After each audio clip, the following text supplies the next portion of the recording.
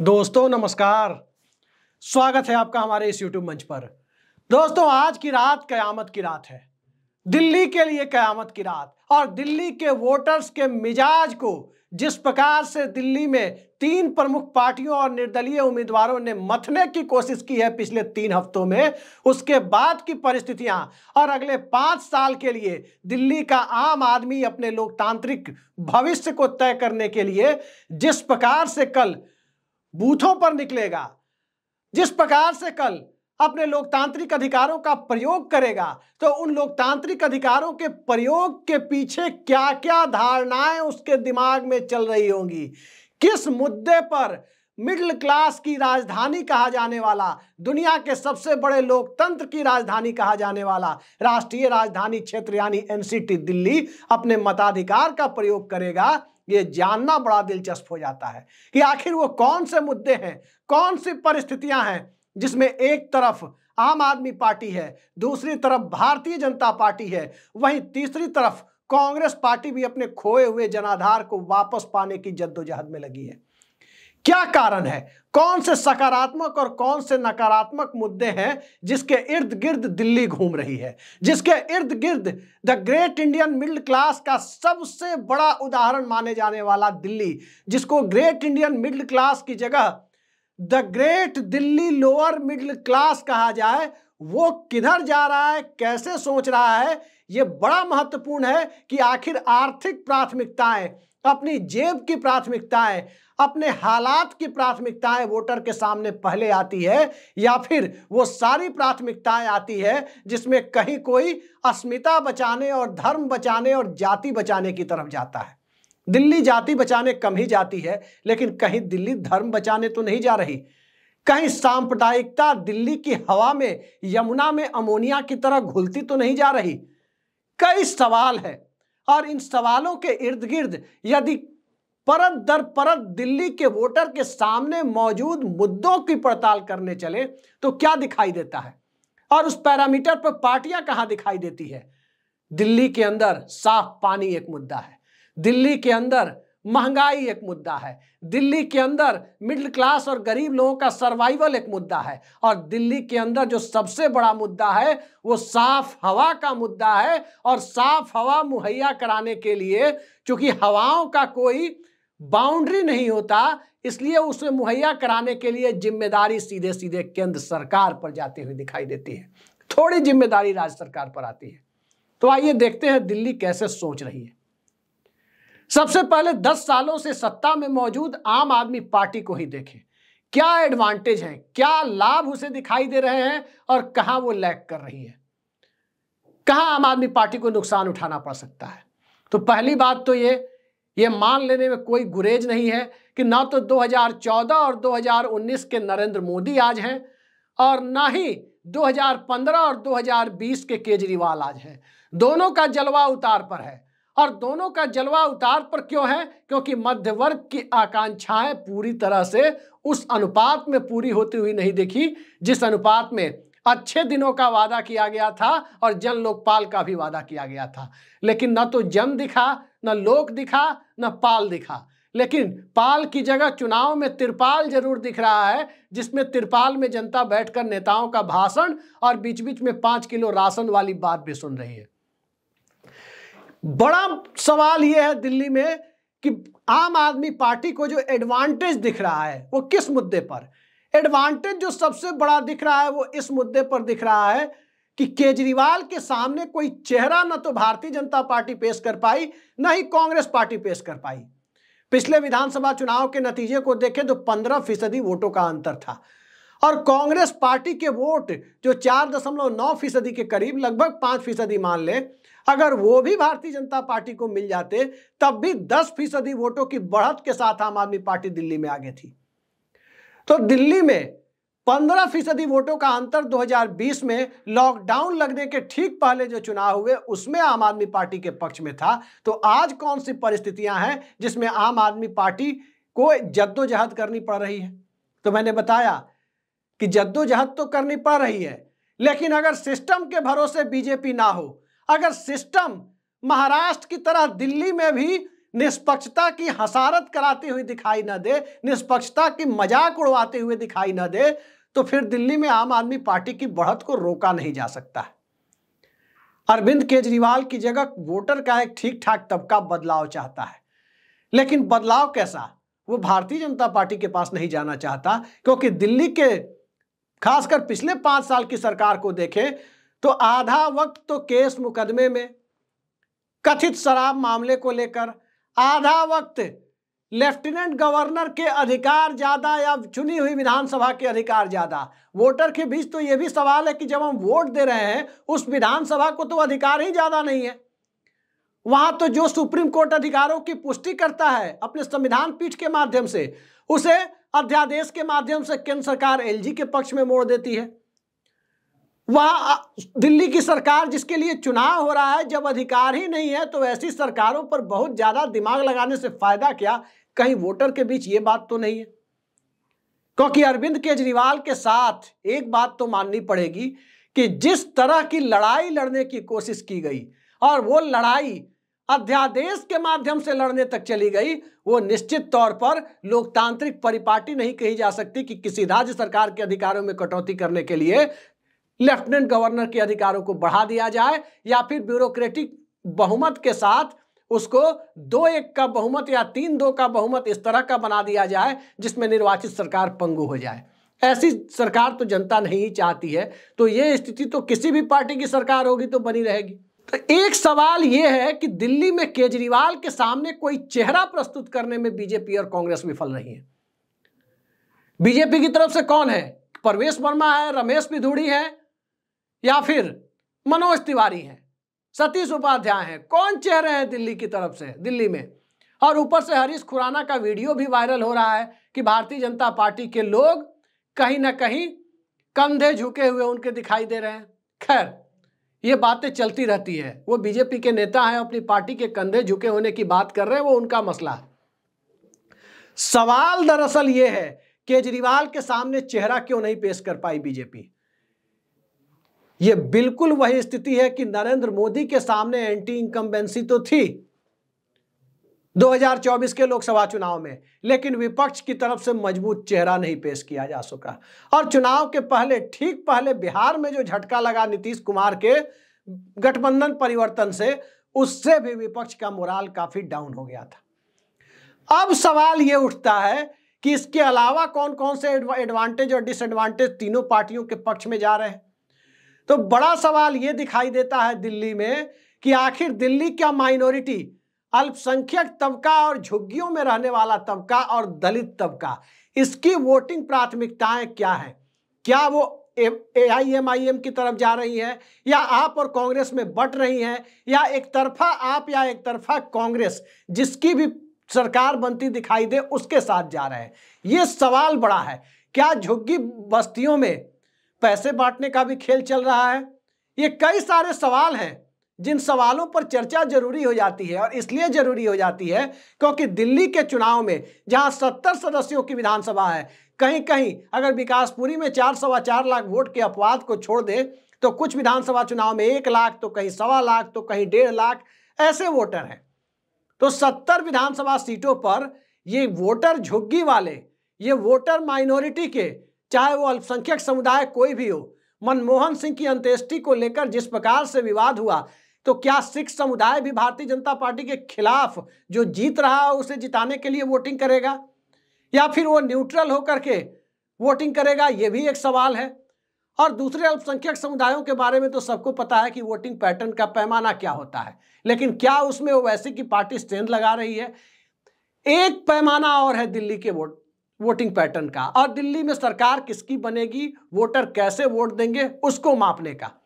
वो पैमाना है कि कांग्रेस पार्टी जो पिछली बार लगभग 5%, थोड़ा कम था लेकिन लगभग 5% माने तो 5% वोटों पर थी, तो क्या कांग्रेस 12% वोटों तक पहुंच जाएगी? यकीन मानिए दोस्तों, अगर कांग्रेस पार्टी 12% वोटों पर आ रही है तो भारतीय जनता पार्टी दिल्ली की सत्ता में आ रही है। ये बात करीब करीब कम से कम चुनावी गुणागणित को समझने वाले लोगों की माने तो तय दिखाई दे रहा है। लेकिन क्या कांग्रेस पार्टी 12% वोटों तक आ रही है? और जो 12% वोटों तक आ रही है, क्या उसमें से सिर्फ आम आदमी पार्टी के ही वोट जा रहे हैं या भारतीय जनता पार्टी के खेमे के वोट भी जा रहे हैं? यह भी एक सवाल है। एक और परिस्थिति है दिल्ली में। वो परिस्थिति क्या है? तो वो परिस्थिति दरअसल ये है कि अरविंद केजरीवाल और नरेंद्र मोदी ये हिंदुत्व की बात पर, चाहे लाभार्थी चेतना की बात पर, इन दोनों पर एक दूसरे से कंपीट करते हुए नजर आते हैं। वो हनुमान मंदिर जाते हैं, हनुमान चालीसा पढ़ते हैं। भारतीय जनता पार्टी के लोग, उनका हिंदुत्व तो आपको पता है कि किसी खास अल्पसंख्यक समुदाय के प्रति नफरत की भावना का विकास कर दो, यही हिंदुत्व है उनकी नजर में। ज्यादातर बीजेपी नेताओं के भाषण देखिए। बिहार में गिरिराज सिंह एक यात्रा निकाले थे, किस समुदाय का जिक्र कर रहे थे? किस समुदाय के धर्म स्थलों को टारगेट करके, उनके उपासना स्थलों को टारगेट करके कहीं खुदाई कराई जाती है तो कहीं मुद्दा बनाया जाता है। तो बीजेपी का हिंदुत्व ये मंत्र पढ़ने से और इन सब चीजों से नहीं होता। बीजेपी का हिंदुत्व यही होता है कि किसी खास समुदाय को निशाने पर रख के राजनीति करो। केजरीवाल का जो हिंदुत्व दिखाई देता है, वो पूजा पाठ में लगे रहते हैं, हनुमान जी के भक्त हैं, वो अपना हिंदुत्व पारंपरिक तरीके से निभाते हैं। वही बात लाभार्थी चेतना की आती है तो मोदी जी का 5 किलो राशन और उनका भाषण, इन दोनों पर भारी पड़ जाता है। दिल्ली में 200 यूनिट फ्री बिजली और 20,000 लीटर महीने का पानी। तो क्या यह मुद्दा दिल्ली में प्रभावी है? दरअसल दिल्ली में 90% परिवार ऐसे हैं, 90% परिवार दिल्ली में ऐसे हैं जिनकी मासिक आय 60-70 हजार रुपए से कम है, यानी सालाना आय 8-9 लाख रुपए से कम है। तो जिनकी मासिक आय सालाना आय 8-9 लाख से कम हो और मासिक आय 60-70 हजार से कम हो, तो उनके बारे में स्वाभाविक है कि 200 यूनिट फ्री बिजली, अगर दिल्ली और नोएडा के रेट की तुलना करें तो 200 यूनिट का मतलब होता है तकरीबन 1500 रुपए नोएडा में, हर महीने 1500 वहां बचना, 1000-1500 रुपए पानी का बिल बचना, और फिर जितने स्कूलों में भी शिक्षा का सुधार हुआ हो, जितने दावे किए गए हैं, उसका 25-30% भी यदि हकीकत है तो लोगों को एक उम्मीद दिखती है कि चलो सरकारी स्कूल की फीस लोअर मिडिल क्लास के परिवारों में जिनकी 60-70 हजार से कम की कमाई है मंथली, उनके बच्चों को सरकारी स्कूल में, यानी जहां मुफ्त शिक्षा मिलती है, वहां सस्ती शिक्षा मिल जाती है। तो कुछ और बजट, मतलब 10-12 हजार रुपए का फर्क उनको हर महीने पड़ता है। तो वो भी एक पैटर्न है वोटिंग को तय करने का। दिल्ली जैसे शहरी क्षेत्र में जहां लोगों की जेबें ही बहुत कुछ तय करती हैं कि जेब में कितना पैसा बच रहा है, तो उस मुद्दे पर भी लाभार्थी चेतना जो है वो आम आदमी पार्टी के पक्ष में ज्यादा झुकी हुई नजर आती है बनिस्बत भारतीय जनता पार्टी के। और हिंदुत्व वाली बात पर भी वो सीधे टक्कर लेते हुए दिखते हैं नरेंद्र मोदी और बीजेपी के साथ। अब आगे सवाल उठता है कि दिल्ली का मध्य वर्ग सोचता क्या है। पहली बात, मैंने आपको बताया कि दिल्ली में निम्न मध्यम वर्गीय तादाद ही ज्यादा बड़ा है, और निम्न मध्यम वर्ग जब दिल्ली में ज्यादा बड़ा है तो फिर तय मानिए कि भारतीय जनता पार्टी की 10 साल की आर्थिक नीतियां बहुत फायदे की उसके लिए नहीं रही हैं। और जब बहुत फायदे की उसके लिए नहीं रही है तो फिर दिल्ली के चुनावी नतीजे में वोटर क्या आपकी तरफ मूव करेंगे या कांग्रेस की तरफ मूव करेंगे, यह भी एक सवाल होगा। और इन सवालों के इर्द गिर्द यह भी देखा जाएगा कि दिल्ली का कंपोजिशन क्या है। तो दिल्ली के कंपोजिशन को देखने के लिए आप चलें तो मोटे तौर पर दिल्ली किससे बसी है? मोटे तौर पर आज की जो दिल्ली है, जिसमें तकरीबन 1.5 करोड़ वोटर हैं, वो दिल्ली बसी है सरकारी कर्मचारी और रिटायर्ड होकर दिल्ली में घर बनाने वाले सरकारी कर्मचारियों की तादाद से। वो दिल्ली बसी है 1947 के विभाजन के बाद भारत में आए हुए, पाकिस्तान साइड से भारत में आए हुए जो रिफ्यूजी जनसंख्या थी उससे, जो जनसंख्या की बुनियाद हुआ करती थी। लेकिन वो भी अब भारत में इस तरह से रच बस गए हैं लोग कि रिफ्यूजी चेतना से बाहर निकल गए हैं। और रिफ्यूजी चेतना से बाहर निकल करके इस देश के नागरिकों के रूप में जिस प्रकार से हमारे देश ने उन्हें समाहित किया, निश्चित तौर पर एक स्वागत योग्य इस देश का फैसला था। उस फैसले ने उन्हें भी उस मध्य वर्ग का हिस्सा बना दिया है जो रोजी रोटी के आधार पर वोट करता है। लेकिन तब सवाल यह उठता है कि भारतीय जनता पार्टी की उम्मीदें किस पर टिकी हुई है? यह भी एक बड़ा सवाल है। तो भारतीय जनता पार्टी जितने जोश से आगे बढ़ रही थी, पिछले एक सप्ताह से उसका जोश कुछ कम होता हुआ दिखाई दिया। लेकिन भारतीय जनता पार्टी के बारे में राजनीतिक प्रेक्षकों का आकलन है कि दिल्ली में वो सिस्टम के सहारे है। अब सिस्टम कैसा? महाराष्ट्र में भी सिस्टम के जोर की बात कही जाती है। सिस्टम में आता है राजीव कुमार का आयोग, सिस्टम में आती है दिल्ली की ब्यूरोक्रेसी, जो सीधे सीधे लेफ्टिनेंट गवर्नर साहब जो बीजेपी सरकार द्वारा यानी केंद्र सरकार द्वारा अपॉइंट किए गए हैं, उनके अधीन की दिल्ली की नौकरशाही। ये यूपी बिहार नहीं है, बंगाल नहीं है जहां मुख्यमंत्री के अधीन आईएएस आईपीएस काम करते होंगे। यहां तो मुख्यमंत्री की सुनते भी नहीं है, पुलिस पहले से ही नहीं सुनती है। तो एक सिस्टम है। और दिल्ली के भीतर एक और बड़ा सवाल अब खड़ा हो रहा है कि आम आदमी पार्टी के वॉलंटियर बूथ पर किस रूप में मौजूद रहते हैं, और 6 बजे के बाद की जो पोलिंग, जिसको लेकर कई राज्यों में सवाल उठ गए कि वोटिंग की निर्धारित समय सीमा खत्म होने के बाद जो बड़ी संख्या में वोटिंग का चलन बढ़ा है, वो दिल्ली में किस हद तक होता है। आम आदमी पार्टी मूलतः काडर की पार्टी मानी जाती है, वॉलंटियर्स की पार्टी मानी जाती है, और वो वॉलंटियर्स बूथ पर लोकतांत्रिक तरीके से एक बड़ा हंगामा कर सकते हैं अगर 6 बजे के बाद दिल्ली में वोटिंग करने की परंपरा महाराष्ट्र की तरह जाती हुई दिखी। दिल्ली में 6 बजे के बाद वोटिंग अगर आधा 1% है तब तो ठीक है कि जो लाइन में आए लग गए हो गया, लेकिन वो अगर आगे तादाद दिखती है तो ये हाईटेक भी है आम आदमी पार्टी वाले, ये भी बात सही है। ये बूथ से यूट्यूब पर बूथ वाइज लाइव स्ट्रीमिंग शुरू करा सकते हैं। इनकी तैयारियों के बारे में जो खबर मिलती रहती है वो इस तरह की तैयारी दिल्ली में है। तो क्या ये उसकी इजाजत देंगे? वोटर लिस्ट से नाम काटे जाने की बात तो आप सबने सुनी कि हर विधानसभा सीट पर कुछ नाम काटे गए, कुछ जोड़े गए। और जैसा कि मैंने बताया कि जब दीपक शर्मा जैसे जाने माने पत्रकार का नाम भी दिल्ली के वोटर लिस्ट से काट दिया गया, तो फिर आम लोगों की क्या स्थिति होगी आप अंदाजा लगा सकते हैं।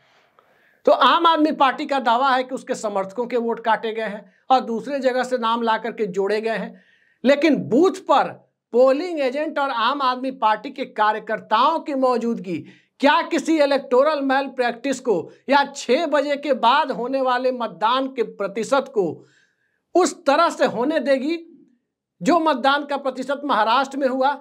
ये सवाल बड़ा है और इसी सवाल के इर्द गिर्द हम ये कहने को मजबूर हो रहे हैं कि दिल्ली का चुनाव भारतीय जनता पार्टी जिस सबसे बड़ी ताकत के साथ लड़ रही है, वो ताकत सिस्टम की ताकत है, और वो सिस्टम की ताकत यदि भारतीय जनता पार्टी के काम आती है तो नतीजा चमत्कारिक हो सकता है।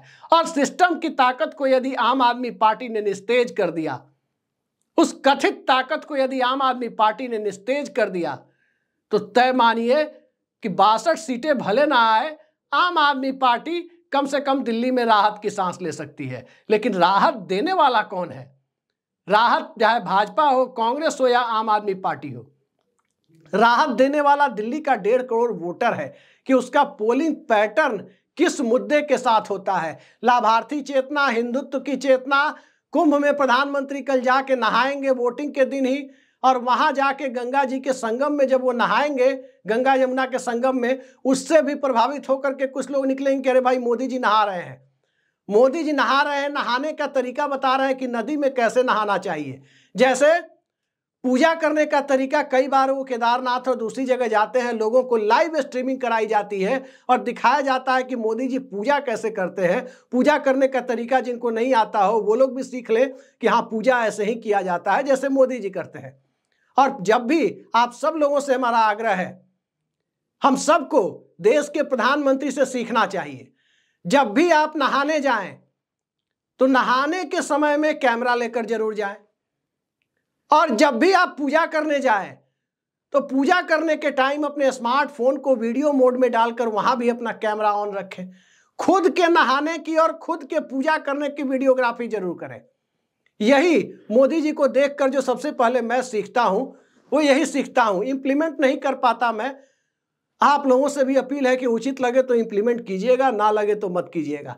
तो कल मोदी जी जाएंगे और मोदी जी जाके चुनाव के दिन वहां नहाएंगे, और नहाएंगे जब मोदी जी संगम में जाकर चुनाव के दिन, दिल्ली के चुनाव के दिन, तो सबसे पहले आस्था का संचार होगा लोगों में। लोगों को लगेगा वाह मोदी जी वाह, चुनाव के दिन ही याद आया है कि कुंभ में जाकर नहाना चाहिए, लेकिन कुंभ में जो लोग हताहत हुए हैं उनके परिवारों के आंसू पोंछने के लिए मोदी जी कितने दिन गए हैं?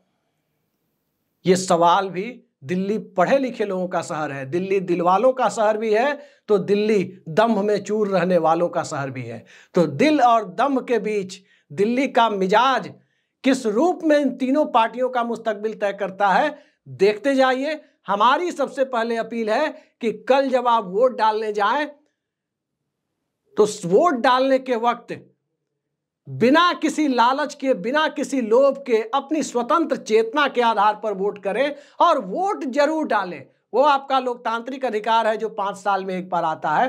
तो लोकतंत्र के इस महापर्व में हिस्सा लेकर वोट जरूर डालें और देखते जाइए। चुनाव है, चुनाव होते रहते हैं, मतगणना भी होती रहती है, नतीजे भी आते रहते हैं, सिस्टम के जोर की भी चर्चा होती है, बैलेट पेपर की वापसी की भी चर्चा होती है, और इन सब चर्चाओं के बीच पार्टियां हारती जीतती भी रहती है। और तमाम तरह की बातें दिल्ली में, कोई अर्बन नक्सल बताया जाता है, तो कोई बेईमान बताया जाता है, तो कोई चौथी पास बताया जाता है। जो भी हो, सिस्टम चौथी पास वालों को भी उतना ही अधिकार देता है जितना सिस्टम के अंदर बैठे हुए लोगों के पास है। वही लोकतांत्रिक अधिकार है, उसी का प्रयोग होना चाहिए।